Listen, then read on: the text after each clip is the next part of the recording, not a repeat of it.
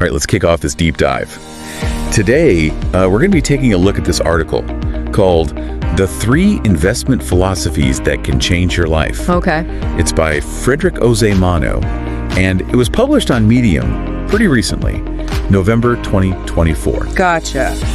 Now, I know you might have heard these tips before, but, we're going to go a little deeper here. Right. Really try to, uncover some valuable nuggets of information from Manu's piece. What I liked about it is that it's not like the same old advice. Right. Like it digs into the why behind these philosophies. Mm-hmm. And that could make a big difference really for how you approach your money and your journey with money. Yeah, I like that. It's not just about making money. It's more about building a strong foundation. Right. Long term. Exactly. For your finances. Yes. So let's dive into the first philosophy. Right. Invest early. Okay. This one always blows my mind, just imagine investing $10,000 when you're 25 at a 7% return. Okay. Modest. Yeah. By the time you hit 65, it could grow to over $76,000. It's like the magic of compound interest, right? Right. Just working its magic. Yeah. And that's why Manu really emphasizes how much time matters. Yeah. When it comes to investing. Starting early gives your money that chance to grow exponentially. Mm-hmm. I always think of it like, planting a tree. The sooner you plant it, the more time it has to grow and grow strong, you know? I like that analogy. Yeah. And speaking of planting trees, the article actually mentions how, wealthy families, wealthy people. Right. They pass this knowledge down, to their kids. They teach them about saving and investing. From the get-go. Early on. Yeah, yeah. And it can create this, cycle, right. of financial stability that just go through generations. It really makes you think, right? Are there other places where you could apply this invest early idea? Not even just with money. What about spending time learning a new skill? Right. Or developing a good habit. Yeah. The idea is kind of the same, isn't it? The earlier you start, the more potential you have for growth. That's a really good point. It's not always about the finances. It's about time. Time. Being consistent, whatever you're doing in life. Yeah. But let's get back to, investing specifically. Okay. Manu's second philosophy is invest smartly. And I'm really curious. What do you think about this one? Well, Manu's big on investing in businesses that you understand, really understand, and that you actually believe in. Okay. He actually, he quotes Warren Buffett. Okay. The first rule of an investment is don't lose money. Right. And the second rule of an investment is don't forget the first rule. Ooh, wise words. Wise words. Yeah, I like that. Yeah. But what does that even look like in practice? Right. How do you really know a business well enough to put your money there, Well, that's where due diligence comes in. Okay. It's going beyond just what they sell, their products and services. Yeah. You got to look deeper, their financials, their management team, who they are, who they're competing with, Okay. all of that. And there are resources for that, annual reports, analyst ratings, those can be really helpful. So it's almost like being a detective. Kinda, yeah. Piecing together all the information. Yeah, gathering all the clues. To make a smart decision. Exactly. It's about being involved, not just blindly following what someone else says. Right. That makes a lot of sense. But let's be real. Sometimes, even if you do all the research, investments can still be risky. Yeah. And I think Manu acknowledges that. He does. The article's really clear that, you're the one who benefits or who deals with the consequences, whatever happens with your investments. It's about taking ownership, Yeah.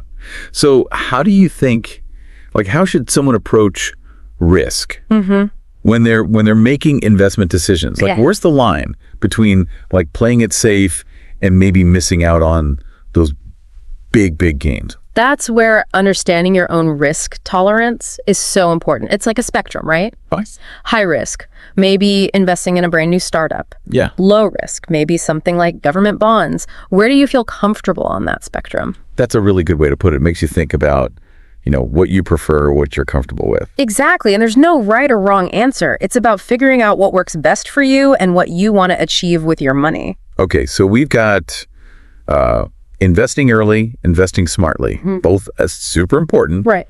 But I really want to see how Manu ties all this together with his third philosophy. Are you ready to dive into invest with a goal in sight? Yeah. Oh, absolutely. Okay. This is where it all comes together. You know, those first two principles. Right. We connect them to what you really want in life, and then we start building your own personal investment roadmap. Okay, so it sounds like we're about to really get into like the nitty-gritty of matching what we do with what we want to achieve. Let's unpack that in part 2. Sounds good. So we've talked about starting early, right? And making like smart choices when it comes to investing. Yeah. But without knowing where you're going, even the best plans, they can feel kind of, I don't know. Aimless. Aimless, yeah. Like you're just wandering around. And that's where this third philosophy comes in. Okay. Invest with a goal in sight. It's all about matching what you do with your money with what you actually want to achieve. Okay, so it's like having a financial roadmap, right? Exactly. But how specific do these goals need to be? Like, is it just a general idea of, oh, I want to retire comfortably? Or is it like more detailed than that? Well, the cool thing is it works on like different levels. Okay. You can have those big goals, like retiring comfortably or, you know, being financially independent. Right. But you can also break those down into smaller steps. Okay. Things you can actually achieve along the way, like saving for a house maybe, or paying for your kids' education, or even that dream vacation you always wanted to take. Right. So it's like having the big picture, but also those little milestones. Yes. Okay, that makes sense. Yes. But Manu's article also talks about different strategies for different goals. All right. Like, can you explain that a bit more? Sure. Let's say you're saving for that vacation, something short term. Right. You might pick something low risk, Okay. like a high yield savings account or a CD. Okay. Those are pretty stable. They keep your money safe, even if the returns aren't huge. But if you're thinking long-term, like retirement, decades down the line, you might go for something more aggressive, like stocks or mutual funds. Okay. They could bring in more money, but there's more risk too. So it's like matching how you invest to like how much time you have. Exactly. The further away your goal is, the more risk you might be willing to take. Yep. And Manu's article is honest, you know? Markets, they go up, they go down. Right. It's unpredictable. The important thing is to focus on those long-term goals. Yeah. And not get distracted by like little ups and downs. You know, that reminds me of a time when I was much younger. I thought I could, you know, time the market. Oh, yeah. Get in, get out, make a quick buck. We've all been there. Yeah, yeah. Well, I ended up losing, you know, a decent chunk of change. It definitely taught me a lesson. What was the lesson? Patience. And sticking to the plan, even when things get a little rocky. Exactly. And that's a big takeaway from Manu's article. Sometimes the best thing you can do is just hold on, even when things are rough. Having that goal in mind, it helps you stay steady. Okay. It stops you from making, you know, rash decisions. So we've talked about goals, strategies, but how do we even know our goals are like actually achievable? Right. I mean, there's a difference between dreaming big and setting yourself up to like fail. That's a really good point. And that's where a solid financial plan comes in. Okay. It's not just about choosing investments. It's about looking at where you are now financially, figuring out what you'll need in the future, and then making a plan to get there.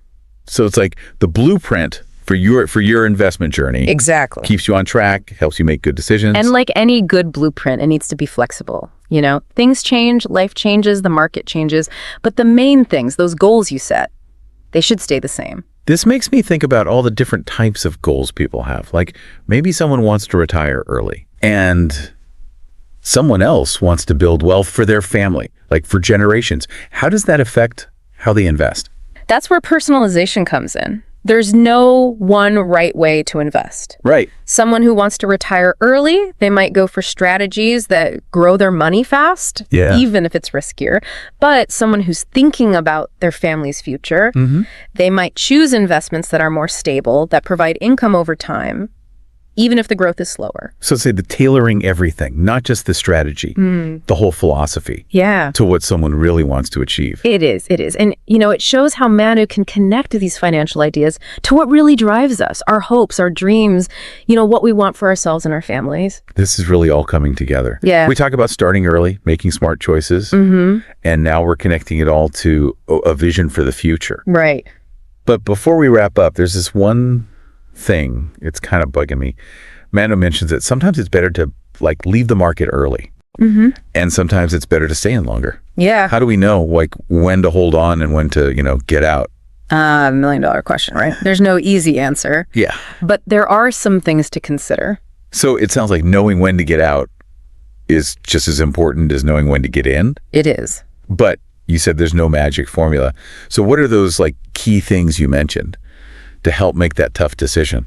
Well, one big thing is your initial investment thesis. Why'd you invest in that particular thing to begin with? Yeah.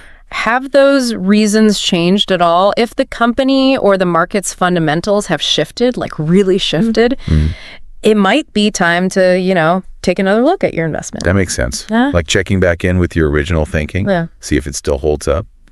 But what about, those times when the market takes a dip and you start feeling that fear creeping in? Oh, yeah. How do you tell if it's just a temporary blip or a sign that, things are going south? That's when having a clear plan and knowing your own risk tolerance is really crucial. Okay. If you've got a diversified portfolio, one that matches your goals and your risk comfort level, you're less likely to panic and make a rash decision, just because the market's bouncing around a bit. Remember, volatility is normal. It's part of how markets work. So it's about having that discipline to not let your emotions get the best of you. Exactly. Easier said than done, I know. Yeah. But having a good plan in place, it can really help. Yeah, it's like a compass, Keeps you on course even when things get foggy. I like that.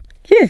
Speaking of staying on course, let's get back to Manu's article. Remember, he's all about continuous learning, right? He even links to this Market Watch piece about Warren Buffett's investment philosophy, which I thought was a really nice touch. It was. It's like he's encouraging us to dig deeper, learn from the best. Yeah. And knowing how much you love value investing, I bet you've already read that article a dozen times. Of course. And I'd highly recommend it, really. Buffett's all about patience, discipline, that long-term view. And that fits in perfectly with everything we've talked about today. It's like we've been given this treasure map, and now we got to go out and find those, those nuggets of wisdom. I'm definitely going to check out that Market Watch piece. You won't regret it. And remember, investing, it's not a one-time thing. It's a journey. It's about constantly learning, adapting, getting better as you go. Yeah, we're leveling up our financial knowledge. Exactly. That's pretty cool. So to wrap things up, we covered Manu's 3 big philosophies. Invest early, invest smartly, and invest with a goal in mind. We talk about compound interest, due diligence, risk tolerance, and of course, having a solid plan. Oh, we even touched on some Warren Buffett wisdom. That's a lot to cover. It is. But I think the big takeaway is investing doesn't have to be scary. If you keep these philosophies in mind, they're simple but powerful. You can make good decisions, build a strong financial base, and really reach your goals, whatever they may be. Well said. This deep dive, it's really given me a new perspective. And I feel more confident about, making my way through the investment world. That's fantastic. And remember, even the longest journey starts with a single step. Keep learning, keep exploring, and never lose sight of those goals. Until next time, happy investing.